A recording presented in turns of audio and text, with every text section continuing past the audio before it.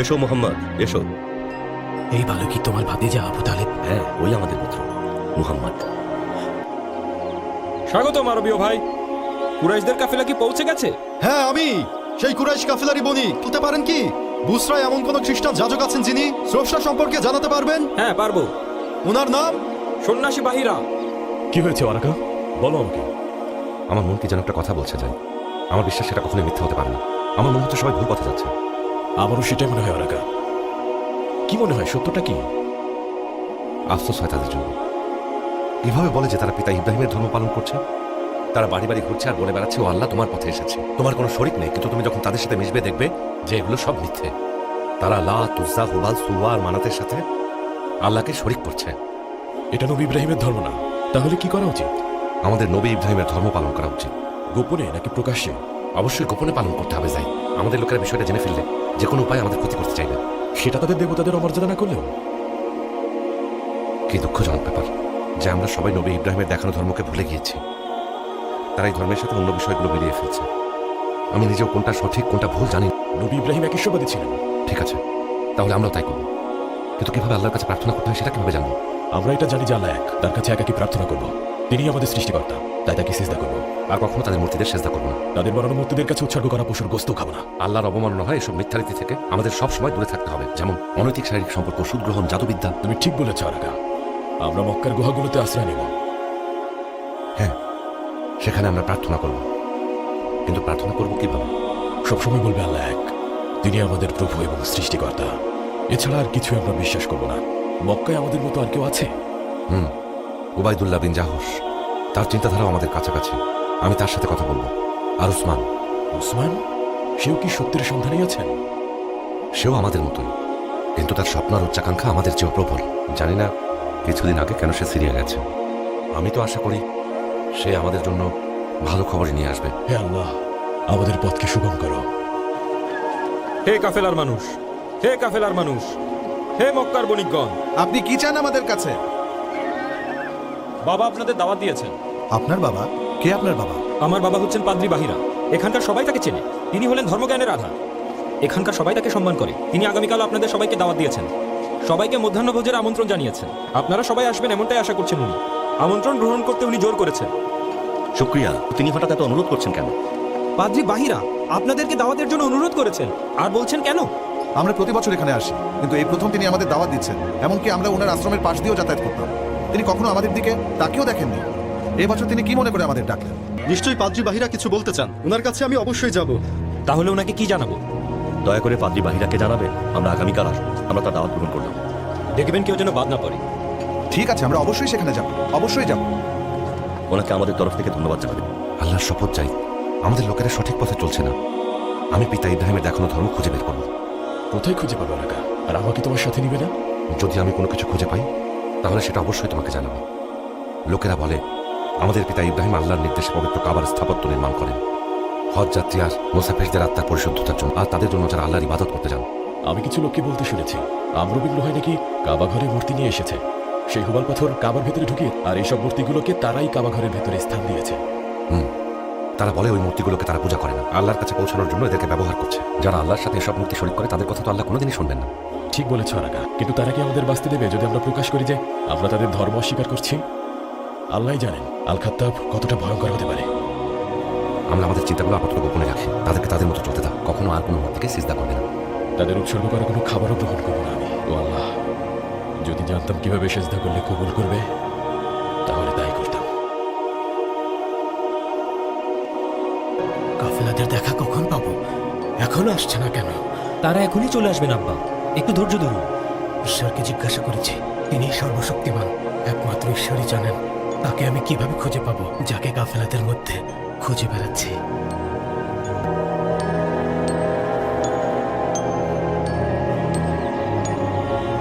স্বাগত মক্কার বণিকগণ। আসুন, ভেতরে আসুন। আসুন, জলদি আসুন। আসুন আসুন আসুন আপনার।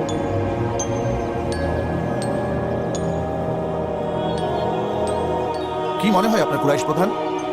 এখানকার সম্মানিত ব্যক্তি বাহিরাকে আমাদের সাথে ব্যবসা করবেন, নাকি আমাদেরকে তিনি তার ধর্মের দিকে আহ্বানের চেষ্টা করবেন? এটা সত্যি অবিশ্বাস্য ইবনে উমাইয়া। আগে কোনো পাদ্রী তো এভাবে আমাদের ডাকেননি।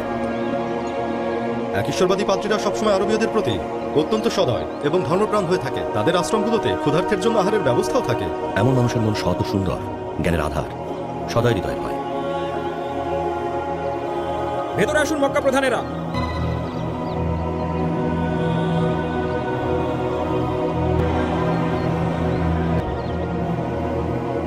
ভেতরে আসুন মক্কার প্রধানেরা, আসন গ্রহণ করুন। আসুন, বসুন।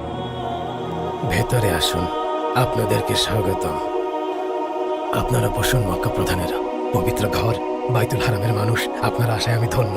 আপনি দেখছি আমাদের বাইতুল হারামের সম্পর্কেও ভালো জানেন। কে জানে না জনাব, আমাকে বলুন তো। এমনকি আমি আরবীয়দের সম্পর্কেও জানি, তাদের গোত্র, তাদের ধর্ম সব সম্পর্কে জানি, খুব ভালোভাবেই জানি। আমি নাজরানের শহীদদের সেই গল্পও ভালো জানি। আমি এও জানি আল নওয়াজ ইহুদি রাজাই এই ভয়াবহ ঘটনার জন্য একমাত্র দায়ী। আর আরবীয়রা কখনোই ইহুদিদের ধর্ম গ্রহণ করবে না। আল নওয়াজ আর তার পাদ্রীরা যতই চেষ্টা করুক। আরবীয়রা কখনোই খ্রিস্টান ধর্ম মেনে নেবে না, সম্মানিত পাদ্রী। তোমার পরিচয় কি জনাব? আমি আব্দুল মুত্তালিবের পুত্র, আর তার পিতার নাম ছিল আব্দুল মানাফ। মক্কার সবাই আমাকে আবু তালিব নামে চেনে। তাহলে তুমি মক্কার সেই শাসক, পূর্ব প্রধানের পুত্র। একদম ঠিক বলেছে। আমন্ত্রণ গ্রহণ করুন, সবাই খাবার গ্রহণ করুন। আব্দুল্লাহ ইবনে জাদানের দাওয়াতের থেকেও এই আয়োজন অনেক সুন্দর হয়েছে। আমরা এর আগে এত সুন্দর খাবারের আয়োজন দেখিনি। আপনারা বসে আছেন কেন? আপনাদের খাবার গ্রহণ করুন। কাঁদছো কেন বারাকা? কিছু হয়েছে তোমার? কারণ কেন জানি মোহাম্মদের কথা আমার অনেক মনে পড়ছে।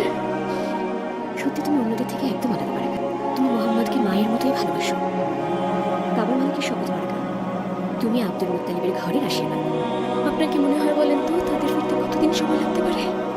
গ্রীষ্মকালীন সফর সাধারণত 3 মাস পর্যন্ত হয়ে থাকে। কাবার মালিকের কাছে প্রার্থনা করবে যেন তাদের বাণিজ্য সফর সফল হয়, ভালো উপার্জন হলে ফিরবে। তারা উপার্জন করবে, তারা অনেক উপার্জন করতে পারবে। কিভাবে এত নিশ্চিত হলে তুমি? অবশ্যই, কারণ তারা বরকতময় শিশু মোহাম্মদকে সাথে নিয়ে গেছে। সত্যি বারাকা, তুমি শুধুমাত্র আমাদের কাছে দাসী নও, তুমি আমাদের পরিবারের একজন। মোহাম্মদ সবসময় এই কথাই বলে।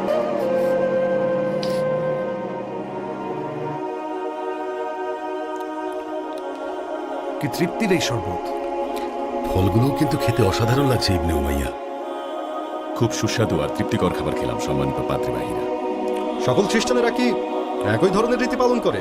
না, তারা সবাই এক না, কয়েকটা দলে বিভক্ত। একই রীতি নয়। তাদের রীতি এতই বিভক্ত যে সেই ব্যতিক্রমতা খুনাখুনির পর্যায়ে নিয়ে যায়। আপনারা দেখবেন আর্যবাদের, জ্যাকোবাইটসের অনুসারীদের উপর অনেক অবিচার হয়।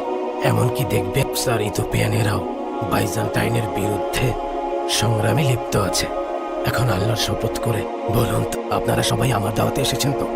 আপনাদের মধ্যে কাউকে এখানে আসার আগে রেখে আসেননি তো? একজন বালক ছাড়া আপনার দেওয়া দাওয়াত গ্রহণ করেনি এমন কেউ নেই। সে আমাদের জিনিসপত্র আর দাসদাসীদের সাথে আছে, এ কারণে তাকে এখানে আনি। একজন বালক? আমি কি বলে দেইনি যেন কেউ আমার দাওয়াতে না আসে, এমন যেন না হয়? যাও সামন, ওই বালককে এখনই নিয়ে এসো।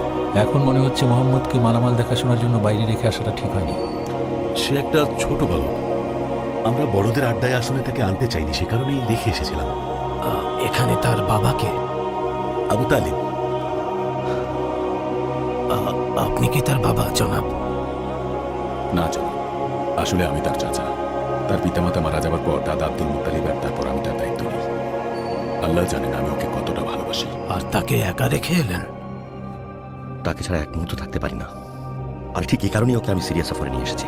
কিন্তু আমি চাই না আমার ভাইরা জানুক আমি আমার প্রিয় ভাতিজা মোহাম্মদকে নিয়ে এসেছি এই খ্রিস্টানদের গির্জায় দাওয়াত খাওয়ানোর জন্য। তার বয়স কত? বাবা কি তার মা মারা যাওয়ার আগে মারা গেছেন? মোহাম্মদের বয়স এখন 13 বছরের কাছাকাছি। ও যখন ওর মায়ের গর্ভে তখন ওর বাবা মারা গেছেন, আর ওর মা আমিনা মারা গেছেন যখন ওর বয়স মাত্র 6 বছর। ঈশ্বর, এ কি তাহলে সেই বালক, শেষ জামানার নবী? তার কথাই বাইবেলে উল্লেখ করেছিলেন, নবী ঈসার ভবিষ্যৎবাণী। ও আল্লাহ, আমি কি মৃত্যুর আগে তাকে দেখে যেতে পারবো? কি হয়েছে জনাব? আপনি এই সামান্য বালকটাকে নিয়ে এত প্রশ্ন কেন করছেন? আপনারা তো জানেন এতিম বাচ্চাদের প্রতি পাদ্রীরা দুর্বল। তাহলে আমরা তো খুব খারাপ কাজ করে ফেলেছি। এই, কেউ নিয়ে আসো এই বালককে।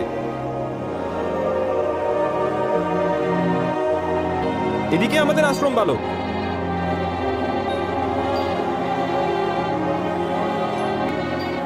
এসো মোহাম্মদ, এসো।